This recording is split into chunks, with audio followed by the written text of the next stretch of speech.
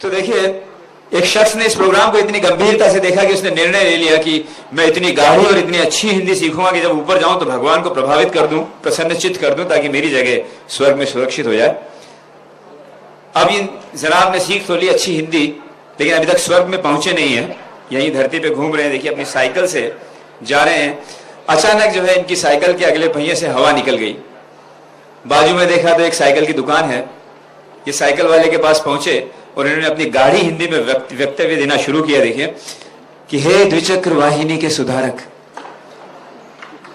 मेरी द्विचक्र वाहिनी के अग्रिम चक्र से वायु पलायन कर गई है, अतएव वायु ठूसक यंत्र द्वारा मेरी द्विचक्र वाहिनी के अग्रिम चक्र में हवा प्रविष्ट कराने का कष्ट करें। साइकिल वाले हाथ जोड़ के बोला, भाई ऐसा कुछ यहां होता नहीं, आगे बढ़ो। देखिए, हमारी अभिलाषा, हमारी ये चाहत बिल्कुल भी नहीं है कि आप इतनी गाढ़ी हिंदी बोले। हमारा आग्रह सिर्फ इतना है कि जन समुदाय को समझने वाली साधारण हिंदी को आप अपने गले लगाएं, अपनाएं। बहरहाल अपने इस कार्यक्रम को आगे बढ़ाते हैं। देखिए, आज हमारे साथ मौजूद है एक मशहूर फिल्म अभिनेता जनाब फारूक शेख साहब, और हम उनके खैर व मकदम करते हुए उनसे गुजारिश करेंगे कि वे मंच पे तशरीफ लाएं। हम अनुरोध करेंगे हमारी राजभाषा अधिकारी सुश्री टहलियानी जी से भी कि वे मंच पर आए। वैसे ही हम अनुरोध करेंगे हमारे कोर ग्रुप के सदस्य श्री सूर्यवंशी साहब से कि वे भी मंच पर स्थान ग्रहण करें।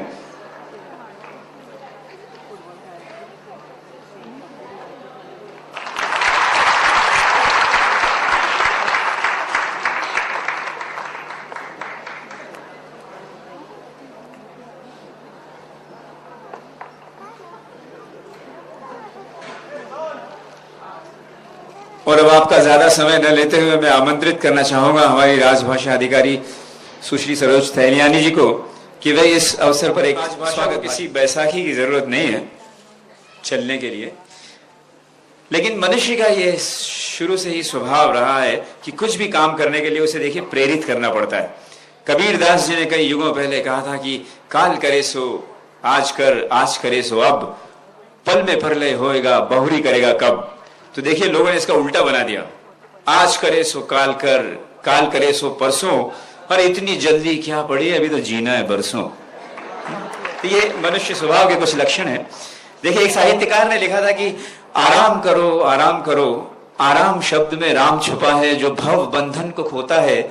आराम शब्द का ज्ञाता तो बिरला ही योगी होता है, इसीलिए समझाता हूं मेरे अनुभव से काम करो, आराम करो, आराम करो, आराम करो। और लोगों ने आराम में छुपे इस राम को एकदम नजदीक ले लिया। यहां तक कि कुछ महापुरुषों को भी देखिए इसमें लेके आए। एक महापुरुष कह गए कि आलस जो है वो मनुष्य का शत्रु है, तो तुरंत किसी ने कहा, गांधी जी ने कहा है, अपने शत्रुओं से भी प्यार करो। तो दोस्तों, लोगों को प्रेरित करने के उद्देश्य से राजभाषा कार्यान्वयन समिति ने इस रजत जयंती वर्ष के दौरान विविध प्रतियोगिताओं का जो आयोजन किया था, उसमें जो कर्मचारी विजेता घोषित हुए उनको आज हम इस मंच से पुरस्कृत करेंगे। मैं अनुरोध करूंगा हमारे फारूक शेख साहब जी से कि वे अपने कर कमलों से उन्हें पुरस्कार प्रदान करें। एक बात आपको बताना चाहूंगा कि मेरे स्कूल में, मेरे इलाके में कुछ स्कूली बच्चे रहते हैं।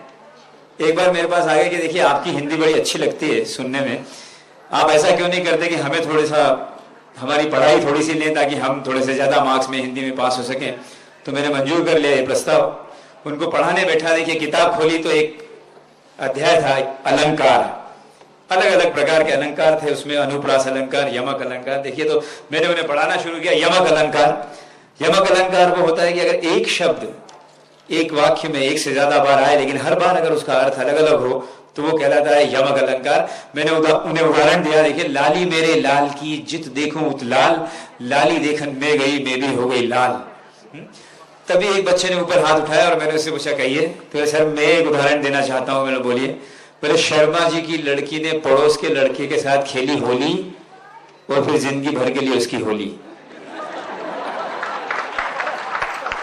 मैं इस वाक्य को पसंद आता, इसके पहले दूसरा हाथ ऊपर आया। मैंने कहिए। तो कहने लगे कि शादी के लिए दुल्हन सजा दी, दूल्हे को जिंदगी भर की सजा दी। और फिर तीसरा हाथ मिला, आप भी फरमाइए। तो कहने लगी, सर भगवान ने आपको भेजा लेकिन आपके भेजे ने भेजा नहीं भेजा। आगे का अध्ययन मैंने वहीं रोक दिया। मैंने उन बच्चों से पूछा, भाई आपने, मैंने इतना सारा साहित्य पढ़ा लेकिन ये उदाहरण कभी मैंने पढ़े नहीं, आपने कहाँ सीखे हैं ये सब? तो कहने लगे, टेलीविजन पे, पिक्चर पे अगर आप देखेंगे हमेशा तो आपको ये उदाहरण बड़े आसानी से सीखने को मिल जाएंगे। मैंने उनका शुक्रिया अदा किया। बहरहाल साथियों, हमारे साथ मौजूद है हिंदी सिनेमा जगत के एक मशहूर अभिनेता जनाब फारूक शेख साहब।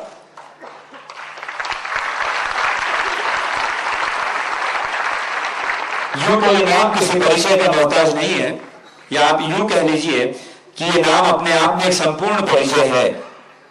इनके बारे में कुछ कहना सूरज को दिया दिखाने के समान होगा, और ये गुस्ताखी कम से कम मैं तो नहीं करना चाहूंगा। सिर्फ इतना कहूंगा, देखिए फारूक शेख साहब को आपने रुपहले पर्दे पर कई फिल्मों में जैसे चश्मे बद्दूर, नूरी, उमरा जान इत्यादि में देखा है। वैसे ही टेलीविजन के छोटे पर्दे पर भी जीना इसी का नाम है, इस मालिका में आपने हमेशा इन्हें देखा और सुना है।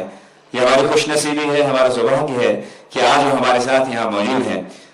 अब हम उन्हें आमंत्रित करना चाहेंगे कि वे इस अवसर पर हमें संबोधित करें।